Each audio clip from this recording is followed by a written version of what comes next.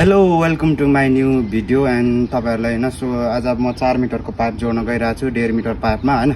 तपाईँलाई पाइपमा जोड्दाखेरि चाहिँ जहिले पनि तपाईँहरूले होइन तपाईँलाई कुन सजिलो लाग्छ, राइट हातले पुस गर्नुहुन्छ कि लेफ्ट हातले पुस गर्नुहुन्छ, तपाईँको जुन चाहिँ सजिलो हुन्छ त्यसले चाहिँ ट्राई गर्नु होइन। र मैले चाहिँ यो 4को पाइप चाहिँ मैले 1.5 मिटरमा जोड्नु गइरहेको छु र हेर्नुहोस् होइन साथी हो।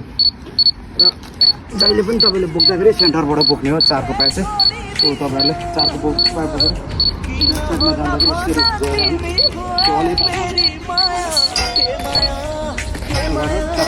मिलाउने मिलाइसकेपछि जुन स्ट्यान्डमा जोड्नु छ त्यो अगाडि ल्याउने र यस्तो गरेर पुस गर्ने। म चाहिँ जहिले पनि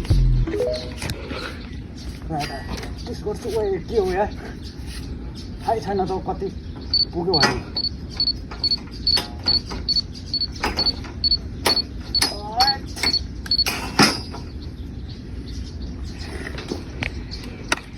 सो गाइज मैले जोड्नलाई एकदम कोसिस गरेको तर पनि अलिक गाह्रै भयो होइन।